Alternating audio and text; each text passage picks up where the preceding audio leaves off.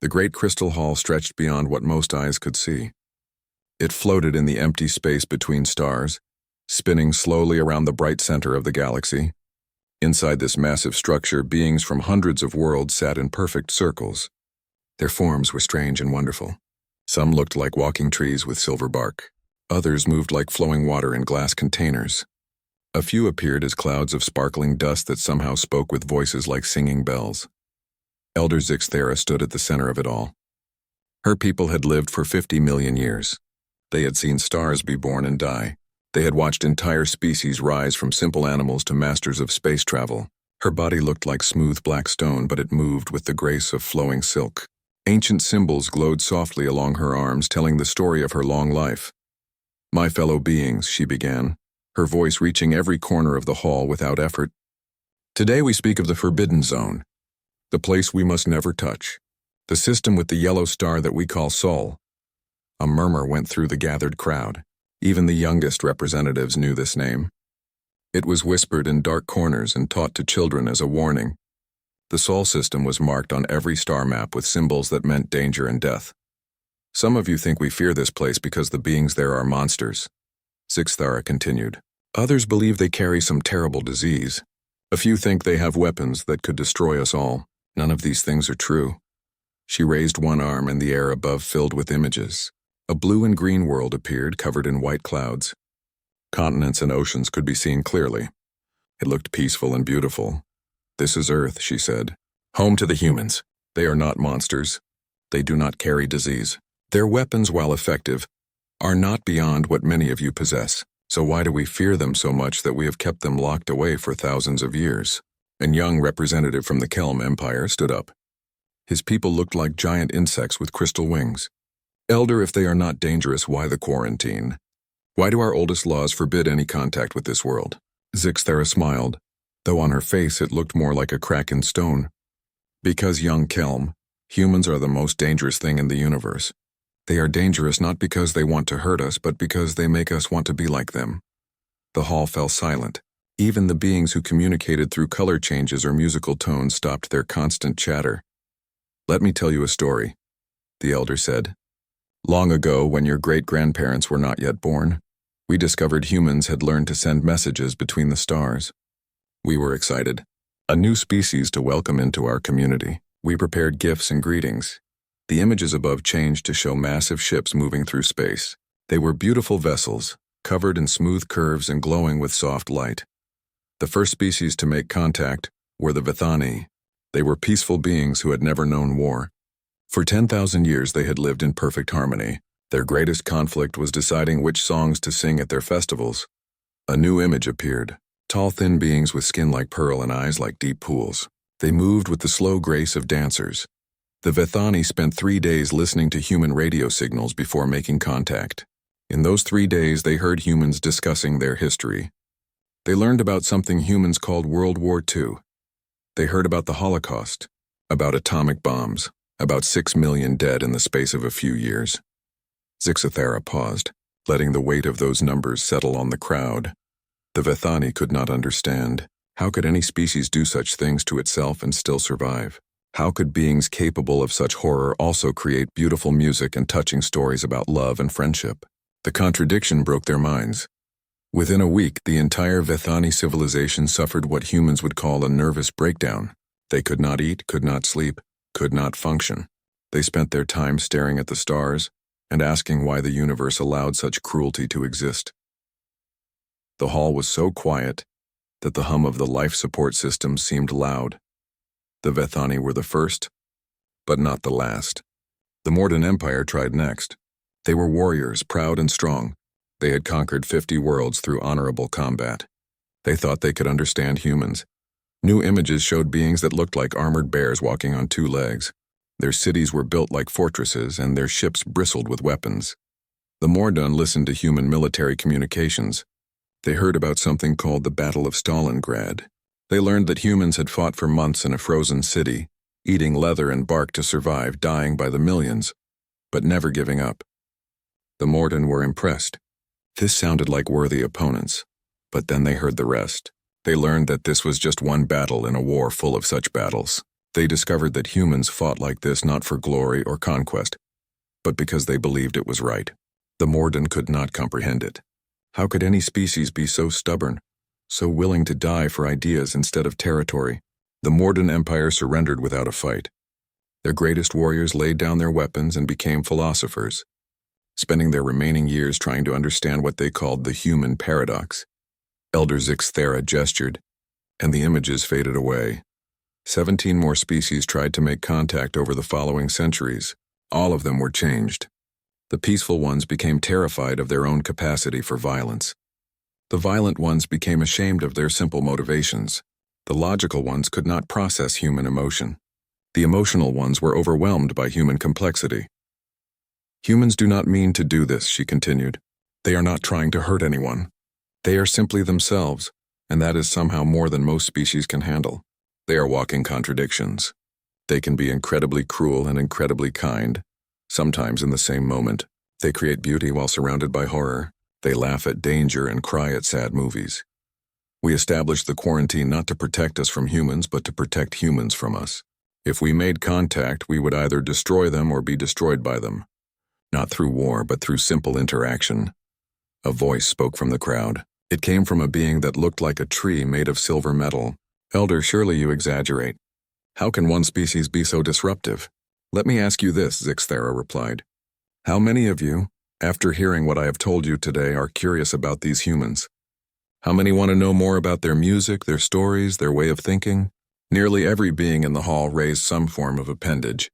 Arms, tentacles, branches, and energy fields all lifted into the air. Exactly, the elder said, and that is why humans must remain quarantined. Because even talking about them makes us want to understand them, and understanding humans changes you forever. She moved to the center of the hall again, her ancient form commanding attention from every eye and sensor. The quarantine has held for 3,000 years. It must hold for 3,000 more. No matter how curious you become, no matter how much you want to test yourselves against these fascinating creatures, you must resist. Do not awaken humanity. Do not give them reason to look beyond their small world. For all our sakes, let them sleep. The vote was unanimous, as it had been every time for millennia. The quarantine would continue, but in the crowd, one being did not raise his hand.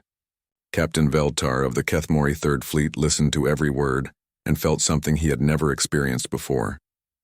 He felt curious, and that curiosity would soon change everything. Captain Veltar stood on the bridge of his warship, the Crimson Talon.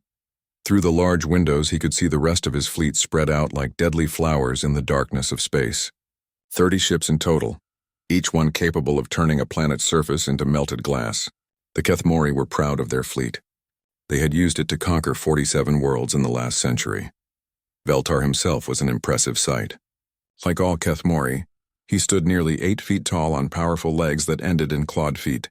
His skin was dark red, almost black, and covered in natural armor plates. 4 arms extended from his broad shoulders, each ending in hands that could crush steel. His head was elongated, with bright yellow eyes that missed nothing. 2 curved horns grew from his forehead, marking him as a senior warrior. Captain, his communications officer called out. She was younger than Veltar, her armor plate still bright red instead of the deep black that came with age. We have reached the edge of the forbidden zone. Veltar laughed, a sound like grinding metal. Forbidden by whom? The elders speak of ancient warnings and old fears, but the elders are not here. The elders do not command this fleet. His second in command, Commander Thexkar, stepped closer. Sir, the quarantine has been in place for thousands of years. Perhaps there is wisdom in caution. Caution? Veltar spun around, his forearms spread wide. Caution is for the weak. We are Kethmori. We are the steel fist of the galaxy. What can one primitive world do to us? He moved to the tactical display that showed their target. The yellow star called Sol glowed in the center, with several small worlds circling it. The third planet showed blue and green colors that meant water and plant life. Look at this place, Veltar said, pointing at Earth with one clawed finger. No energy shields around the planet. No orbital defense platforms. No fleets of warships patrolling the system. They do not even have colonies on their own moon. How can such a backward species be dangerous? The bridge crew gathered around the display. They were all experienced warriors who had seen many conquests. Earth looked like the easiest target they had ever faced. Sir, the science officer reported, Our long-range scans show primitive aircraft in their atmosphere and some basic satellites. Their most advanced technology appears to be chemical rockets. They are at least 500 years behind our level of development. Veltar's yellow eyes gleamed with satisfaction. Perfect. We will follow standard protocol. One scout ship will approach their world and demonstrate our superior power. When they see what we can do, they will surrender immediately. Then we will have a new world to add to our empire. Commander Thexkar still looked uncertain. Captain, the warning spoke of humans being dangerous not because of their weapons but because of their nature. Perhaps we should observe them for a longer time before making contact. Their nature? Veltar laughed again. What nature could be dangerous to us? We have conquered species that could control gravity with their minds. We have defeated races that lived in the hearts of stars. What can simple creatures made of soft flesh and water possibly do? He turned to his navigation officer. Set course for the third planet. Send Scout Ship 7 ahead to make first contact. The fleet moved deeper into the Sol system. As they traveled, Veltar studied the reports coming from their sensors. Earth seemed even more primitive up close.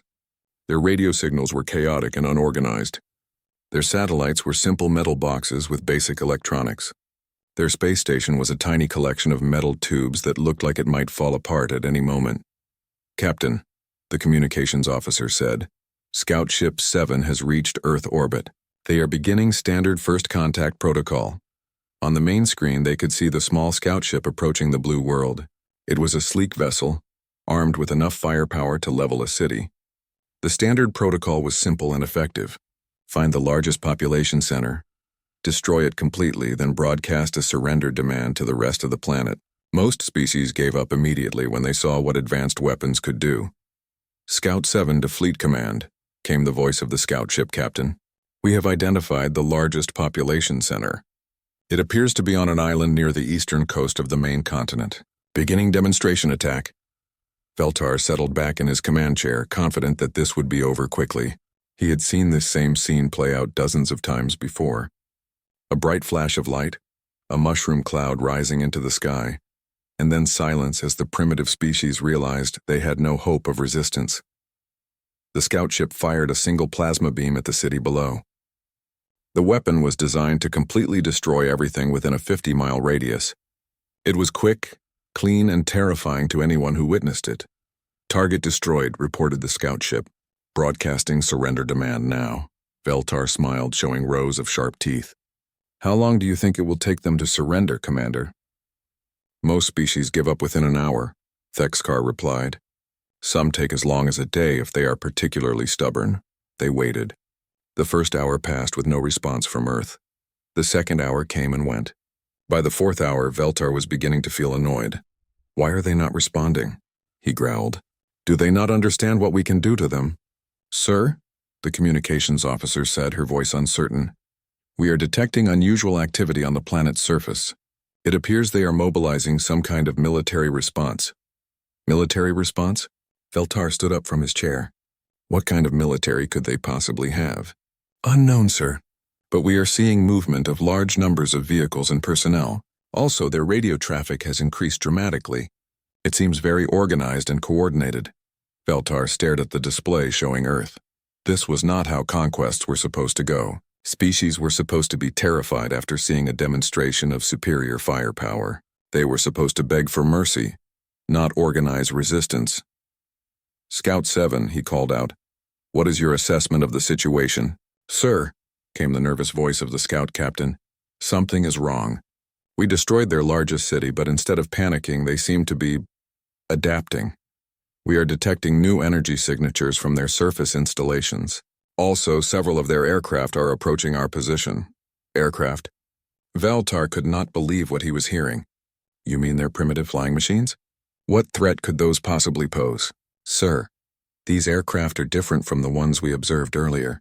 They appear to be modified with technology we do not recognize. And, Captain, there are a lot of them. At least 200 approaching from different directions. For the first time since entering the Sol system, Veltar felt a small touch of uncertainty. This was not following the pattern at all. Primitive species were not supposed to adapt this quickly. They were not supposed to modify their technology in a matter of hours. Recall Scout 7 immediately, he ordered. We will need to revise our approach. But before the scout ship could retreat, something unprecedented happened. The primitive aircraft opened fire with weapons that should not have existed. Energy beams and projectiles that moved at impossible speeds reached out from Earth's atmosphere and struck the scout ship. Scout Ship 7, which should have been immune to anything these primitives could throw at it, suddenly found its shields failing under the unexpected assault. "Mayday! Mayday!" came the panicked voice from the scout ship. "We are taking heavy damage." "How are they doing this? These weapons should not exist." Veltar watched in shock as his advanced scout ship, crewed by experienced warriors and protected by the best shields in the galaxy, was overwhelmed by creatures who had been using chemical rockets just hours before. Scout Ship 7 crashed into Earth's ocean, taking its crew of 12 Kethmori warriors with it. The bridge of the Crimson Talon fell silent except for the hum of electronics and the shocked breathing of the crew. In all their years of conquest, they had never lost a ship to a primitive species. "Sir," the communications officer whispered, "we are receiving a transmission from the planet's surface." "Put it on the main speaker," Veltar said, his voice strangely quiet. A human voice filled the bridge, speaking in clear, calm tones. "Unknown vessels. This is Admiral Sarah Chen of Earth Defense Command. You have committed an act of war against the human species by destroying New York City and killing 8 million innocent people. We demand your immediate surrender and withdrawal from our system. You have 1 hour to comply before we respond with full force." The transmission ended, leaving the Kethmori bridge crew staring at each other in disbelief. Commander Thexakar was the first to speak. "Sir, did they just demand our surrender?" Veltar looked at the blue world on his screen, seeing it with new eyes. For the first time in his long military career, he began to understand why the elders had been so afraid. These humans were not like other species. They had not begged for mercy or tried to negotiate. They had not even seemed particularly surprised by the attack. Instead, they had immediately begun fighting back with weapons that should have taken them decades to develop. "Sir," his science officer said, "our analysis of the weapons they used suggests they somehow reverse-engineered our technology from the wreckage of Scout 7. But that should be impossible. The ship only crashed 4 hours ago." Veltar felt something he had never experienced before in battle. He felt afraid. And Admiral Sarah Chen stood in the command center deep beneath the Rocky Mountains.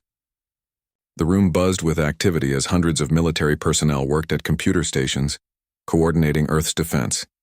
Large screens showed satellite images from around the globe, tracking the movement of the alien fleet that hung in space like dark omens. Sarah was 52 years old, with short gray hair and calm brown eyes that had seen 3 wars before this moment. She wore the blue uniform of the Earth Defense Force, a military organization that most people had thought was just a backup plan that would never be needed. Now it was humanity's only hope. "Report," she called out to her staff. Colonel Martinez, her chief of operations, approached with a tablet full of information. "Admiral, the loss of New York is confirmed. 8.3 million casualties. However, the evacuation of major population centers is proceeding faster than our best-case projections." Sarah nodded grimly. The loss of New York was a terrible blow, but it had also served as the wake-up call that humanity needed. Within hours of the attack, every major government on Earth had activated emergency protocols that had been planned for decades but never used. "How are the evacuations going?" she asked. "Better than expected, ma'am. Tokyo is already 80% empty. London, Paris, and Los Angeles are close behind. The civilians are cooperating fully. No panic, no riots. They are following the emergency broadcast and moving to designated safe zones in an orderly fashion." Sarah allowed herself a small smile. This was what made humans different from other species. When faced with disaster, they did not break down or give up. They adapted. They had been planning for this day ever since the first science fiction story imagined alien invasion. "What about our military response?" she asked. Lieutenant Commander Kim stepped forward from her station. "Ma'am, the initial attack on the scout ship was a complete success. We managed to bring it down using modified air-to-air missiles fitted with experimental plasma warheads. The wreckage is being analyzed by teams at Area 51 and 3 other classified locations. How long until we understand their technology? Our best engineers estimate 72 hours for basic understanding, maybe a week for practical applications. However, ma'am, we are already seeing results from the preliminary analysis. Kim led Sarah to a wall of monitors showing technical diagrams and test results. Their energy shields work on a rotating frequency system. We have figured out how to disrupt them. Their hull material is incredibly strong, but has a specific resonance frequency that makes it brittle. Most importantly, their computer systems use quantum encryption that our new AI systems can break. Sarah studied the information with growing confidence. How did we advance so quickly? 2 factors, ma'am. First, we have been secretly developing advanced weapons for possible alien contact scenarios since 1947. Every major military has had classified programs working on this problem. Second, the internet has allowed us to share information instantly across the globe. Scientists in Japan are working with engineers in Germany and programmers in Silicon Valley. We have essentially turned the entire planet into one massive research laboratory. What about production? Colonel Martinez answered this time. We have converted 17 automotive factories to produce drone fighters. Boeing and Airbus are retooling their assembly lines for spacecraft. The Chinese are mass-producing plasma weapons based on the captured alien technology. We should have a functional space fleet within 2 weeks. Sarah shook her head in amazement. Other species would have taken years to do what humanity was accomplishing in days. But humans had always been good at repurposing civilian technology for military use. The same factories that made cars could make tanks. The same rockets that launched satellites could carry weapons. Admiral, called out Sergeant Williams from the communications station. We are receiving another transmission from the alien fleet. Put it on the main screen. The face that appeared was clearly non-human. Red skin covered in armor plates, 4 arms, yellow eyes, and curved horns. It spoke with a voice like grinding metal. I am Captain Veltar of the Keth Mori Empire. You cannot possibly hope to resist us. We have conquered 47 worlds. Surrender now and we will allow some of your species to live as servants. Sarah stepped up to the camera that would transmit her response. She wore the calm expression that had made her famous during the South China Sea crisis. Captain Veltar, this is Admiral Sarah Chen of Earth Defense Command. You made a mistake when you killed 8 million innocent people. You made a bigger mistake when you assumed we would surrender. The biggest mistake you made was giving us time to study your technology. We are not like other species you have conquered. We do not give up. We do not surrender, and we certainly do not serve. She paused, letting her words sink in. You have 24 hours to withdraw from our system. If you do not leave, we will show you why the elders warned everyone to leave humanity alone. The transmission ended. Captain Veltar's image disappeared from the screen. Ma'am, Colonel Martinez said quietly, did we just threaten a space fleet with technology centuries ahead of ours? Yes, we did, Sarah replied. And we are going to make good on that threat. Over the next 18 hours, Earth transformed itself into a fortress. The subway tunnels of major cities became command bunkers and supply routes.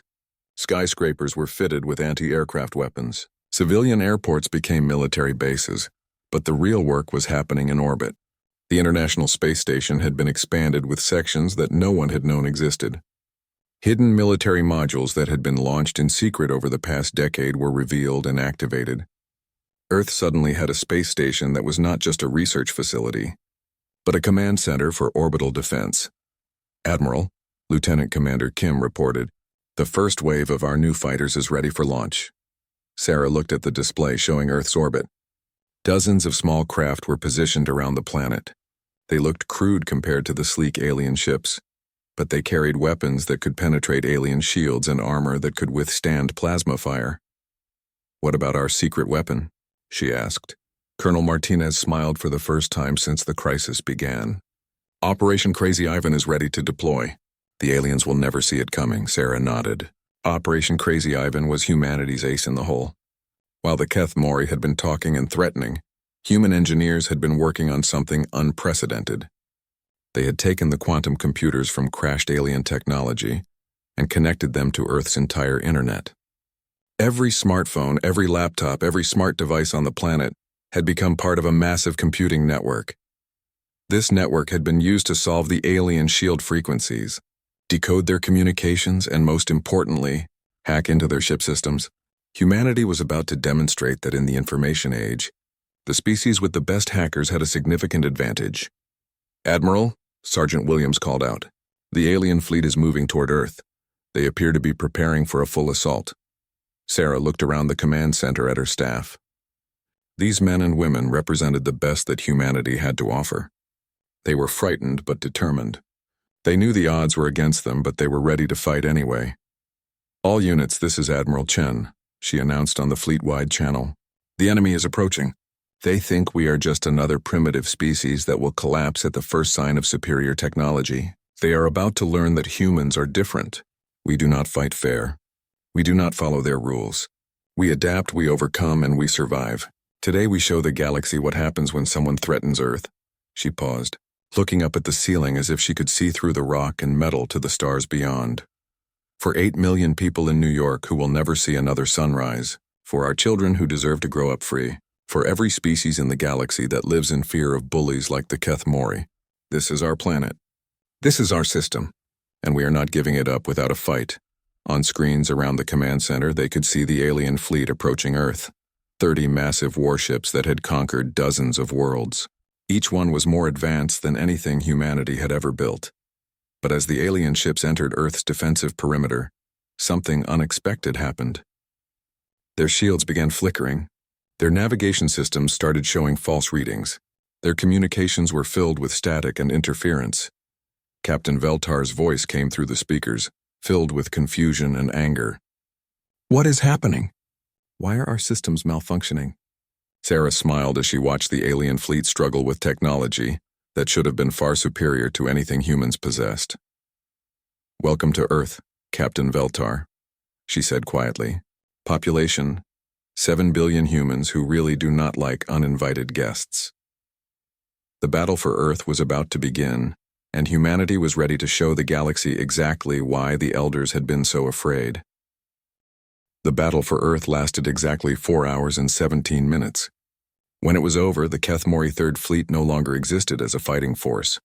Half their ships were destroyed, and the other half had surrendered after their computer systems were completely taken over by human hackers.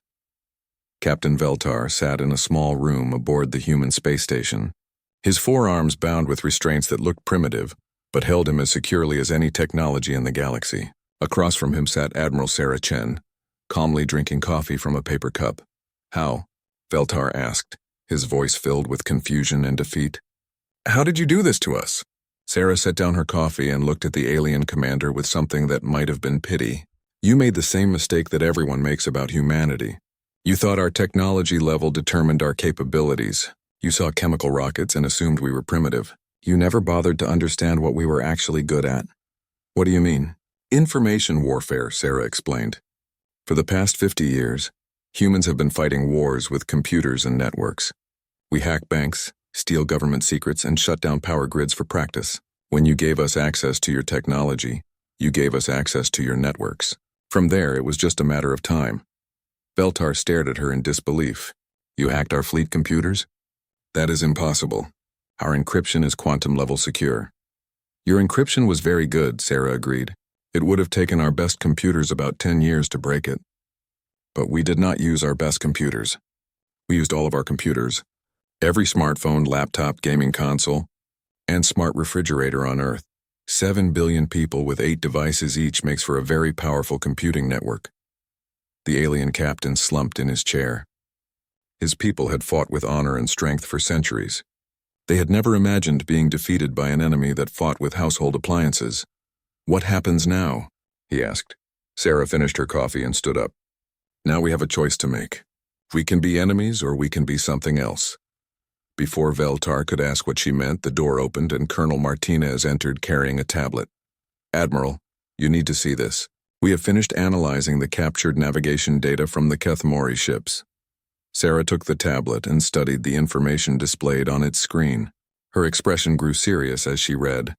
"Captain Veltar," she said, "according to this data, your empire has 47 conquered worlds. Is that correct?" "Yes," Veltar replied proudly, despite his current situation. "The Kethmori Empire spans 3 sectors of the galaxy. We are the strongest military force in this region of space." "Were," Sarah corrected. "You were the strongest. But that's not what concerns me. What concerns me is this list of species you have conquered. Many of them were pre-industrial when you found them. You destroyed entire civilizations that had never even developed spaceflight." Veltar's yellow eyes flickered with something that might have been shame. That is the way of conquest. The strong rule the weak.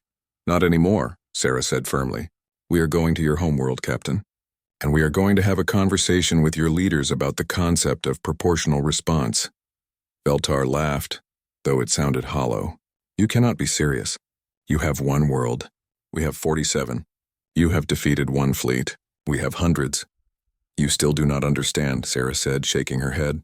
This was never about one fleet or one battle. This was about what happens when humans get angry. She handed the tablet to Colonel Martinez and walked to the small window that looked out into space. Earth hung in the void below them, beautiful and blue with the scattered debris of alien warships glinting in the sunlight. Do you know what humans do when someone kills 8 million of our people? She asked without turning around. They surrender? Veltar suggested hopefully. They remember, Sarah replied. For generations.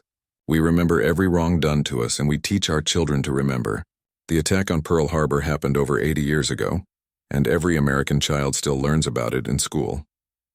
The Holocaust was 70 years ago, and we still hunt down the people responsible. She turned back to face the alien commander. 8 million people died in New York because you wanted to make a point. Now we are going to make a point of our own. Admiral, Colonel Martinez interrupted. Incoming priority transmission from Earth Defense Command. Put it through, Sarah said. The voice of General Harrison, Earth's highest-ranking military officer, filled the room. Admiral Chen, Phase 2 is ready to commence. The captured alien ships have been retrofitted with human crews and AI systems. We have operational intelligence on Kethmori fleet positions and defensive installations. Are you ready to proceed? Sarah looked at Captain Veltar, who was staring at her with growing horror as he began to understand what was happening. Admiral Harrison, this is Admiral Chen. Confirm Phase 2 authorization. Take us to Kethmori Prime. Confirmed, Admiral. Fleet departure in T-minus 60 minutes. The transmission ended, leaving silence in the small room. You cannot do this, Veltar whispered. Our homeworld has never been attacked. It has no military defenses. The population is mostly civilians. I know, Sarah said. That is exactly why we are going there. We want to have a conversation with your people about the concept of civilian casualties. She moved toward the door, then paused. Do not worry, Captain. We are not going to glass your planet from orbit like you did to those 47 worlds. We are going to do something much worse. We are going to land on your world and explain to your people exactly what you have been doing in their name. Then we are going to offer them a choice. What choice? Join us willingly, or watch us free every species you have enslaved. Either way, the Kethmori Empire as you know it ends today. Sarah left the room, heading for the command deck where the captured alien ships waited. Each vessel had been retrofitted with human technology and crewed by volunteers who had lost family in the New York attack. They were ready to carry humanity's response directly to the heart of the Kethmori Empire.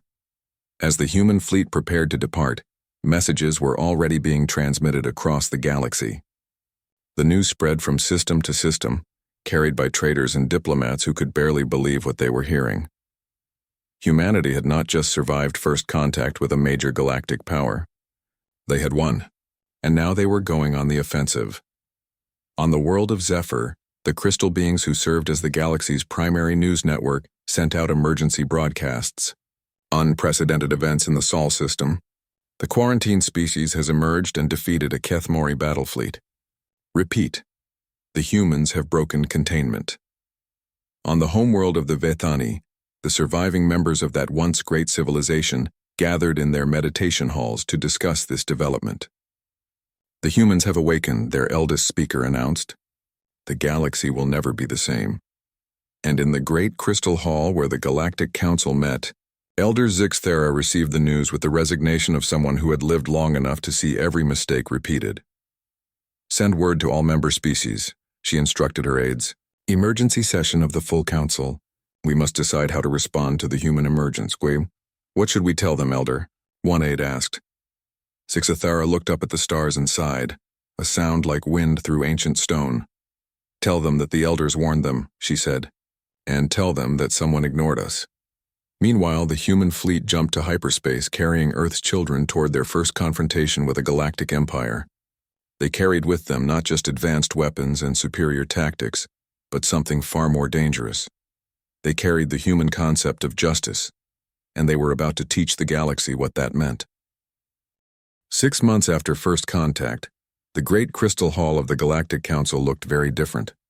New seats had been added to accommodate representatives from Earth, and several former Kethmori worlds that had chosen to join the human-led coalition, rather than remain under Imperial rule. Elder Zixathera stood at the center of the hall, but she was no longer alone. Beside her stood Admiral Sarah Chen, now serving as Earth's first ambassador to the Galactic Council. Next to Sarah stood former Captain Veltar, who now wore the insignia of Admiral in the joint human-Kethmori fleet. The transformation had been remarkable. When human forces arrived at Kethmori Prime, they had not come as conquerors. Instead, they had broadcasted a simple message to the planet's population. Your leaders have been conquering and enslaving other species for centuries. We are here to offer you a choice. Join us in freeing those species or watch us do it without you. The response had been immediate and overwhelming. The Kethmori people, who had been told their empire was bringing civilization to primitive worlds, learned the truth about their military's actions.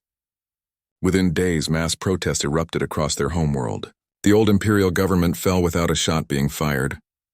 My fellow beings, Elder Zixathera began, addressing the assembled representatives. 6 months ago, I stood before you and warned of the dangers of awakening humanity. Today I stand before you to admit that I was both right and wrong. A murmur went through the crowd. The elder rarely admitted to being wrong about anything. I was right that humanity would change our galaxy forever. I was wrong about whether that change would be good or bad. Admiral Chen stepped forward. She had learned to speak to the council in the formal style they preferred, but her words still carried the direct honesty that made humans so unsettling to other species. Honored council members Coquin, she said, humanity never asked to be awakened. We were happy on our small world, working on our own problems. But when Captain Veltar's fleet destroyed New York and killed 8 million innocent people, we had to respond. She gestured to Veltar, who stood straight, despite the shame he still carried for his actions. Admiral Veltar and his people have worked with us to free 17 enslaved worlds in the past 6 months. Former enemies have become our closest allies because we offered them something the galaxy had forgotten, the chance to make things right. Representative from the hegemony of Zerion raised one of his metallic tentacles. Admiral Chen, your species has disrupted the balance of power that has kept the galaxy stable for millennia. How do we know you will not become the next great threat? Sarah smiled, the expression that had become famous across hundreds of worlds. Because we do not want to rule anyone. We want to explore, to learn, to trade, and to help where we can. But most importantly, we want to make sure that what happened to New York never happens to anyone else. Elder Zixathera nodded slowly. This brings us to the real reason for today's session. The Council must vote on humanity's proposal for a new galactic charter. The proposal was radical. Instead of the old system where strong species dominated weak ones, humanity suggested a federation based on cooperation and mutual defense. Any species that attacked a Federation member would face the combined response of all members. More importantly, any species that wanted to join had to agree to help protect others. The humans call it collective security, Zixathera explained. The idea that everyone is safer when everyone helps defend everyone else. A representative from the peaceful Andorian Republic spoke up. This sounds ideal in theory, but how would it work in practice? Our species has never fought a war. How could we possibly help defend anyone? Admiral Veltar answered this time. His voice had changed over the past months, becoming less harsh and more thoughtful. Honored representative, I used to think like you. I believed that only warriors could defend anything. Humans taught me I was wrong. He activated a holographic display showing recent events across the galaxy. When we liberated the mining world of Kepler-7, the Andorian Republic provided medical teams to treat the injured slaves. When we freed the research colonies in the Vega system, Andorian scientists helped us understand the ecological damage that needed to be repaired. You may not fight wars, but you save lives. That is just as important. The Andorian representative looked surprised. You consider medical aid to be a form of defense? Humans taught us that there are many ways to fight evil, Veltar replied. Sometimes you need soldiers. Sometimes you need doctors. Sometimes you need engineers or teachers or artists. Everyone has something to contribute. A new voice spoke from the crowd. It belonged to one of the insectoid Kepler delegates, representing a world that had been enslaved by the Kethmori for over a century. "We support the human proposal," the delegate announced. "For the first time in generations, our people are free to choose their own future. We have seen what humans mean when they speak of justice and cooperation. It is not empty words. It is action." The debate continued for hours, but the outcome was never really in doubt. One by one, species that had been afraid to speak out against stronger neighbors found their voices. The promise of mutual protection gave them courage to stand up for what they believed was right. When the vote was finally taken, the result was overwhelming. 234 species voted in favor of the new federation. Only 6 voted against, and most of those were empires that relied on conquest and slavery for their power. As the council session ended, Admiral Chen found herself walking through the station's observation deck with Elder Zixthera. Through the transparent walls, they could see the fleet of ships that had brought delegates from across the galaxy. Human vessels flew alongside alien craft in formations that would have been impossible just months before. "Elder," Sarah said, "can I ask you something?" "Of course, Admiral." "You said earlier that you had been both right and wrong about humanity. What did you mean?" Zixthera was quiet for a long moment, watching the ships outside move in their careful dance around the station. "I was right that humans are dangerous," she finally said. "You are perhaps the most dangerous species the galaxy has ever produced. But I was wrong about the nature of that danger." "How so?" "I thought you were dangerous because you would destroy us. I never considered that you might be dangerous because you would make us better." Sarah looked puzzled. "I don't understand." The ancient being turned to face her, and for a moment, the weight of 50 million years showed in her eyes. "Admiral Chen, in the 6 months since humanity emerged, 43 species have applied to join your federation. 18 former slave worlds have achieved independence. 7 different wars have ended with peace treaties instead of conquest. Pirates and raiders across 3 sectors have either reformed or fled to the outer rim." She paused, looking back at the ships outside. "You have made the galaxy a more dangerous place for tyrants and bullies, but you have made it a safer place for everyone else. That is why you are dangerous, not because you destroy, but because you inspire. Is that bad? For those who profit from fear and oppression? Yes, it is very bad indeed. For everyone else?" Zixthera smiled, an expression that transformed her ancient features. "For everyone else, it is the best thing that has happened to this galaxy in millions of years." As they stood together watching the ships, a young voice spoke behind them. They turned to see a small human child no more than 10 years old wearing the blue jumpsuit of a diplomatic family member. "Admiral Chen," the child said, "my teacher says we're going to visit the Crystal people next week for our field trip. Is it true they can sing with light?" Sarah knelt down to the child's level. "Yes, Emma. The crystalline collective creates music by modulating the wavelengths of bioluminescent emissions. It's quite beautiful." "Cool," Emma replied. "Can I learn to do it too?" "You can certainly try," Sarah said, smiling. "I'm sure they would be happy to teach you." The child ran off to rejoin her family, chattering excitedly about singing lights. Elder Zixthera watched her go with something like wonder in her ancient eyes. "That child," she said softly, "will grow up thinking it is normal to have friends from 100 different worlds. She will learn to communicate with beings made of crystal and gas and living metal. She will never know a universe where species are afraid of each other." "Is that good or bad?" Sarah asked. "Admiral," Zixthera replied, "that child represents the future. A future where the barriers between species matter less than the connections between individuals. A future where cooperation is stronger than conquest." She looked out at the ships again, where human and alien crews worked together on joint missions of exploration and aid. "The elders warned us not to awaken humanity, because we feared you would change everything. We were right. You have changed everything. But perhaps," she said, her voice filled with something that might have been hope, "perhaps change was exactly what this galaxy needed."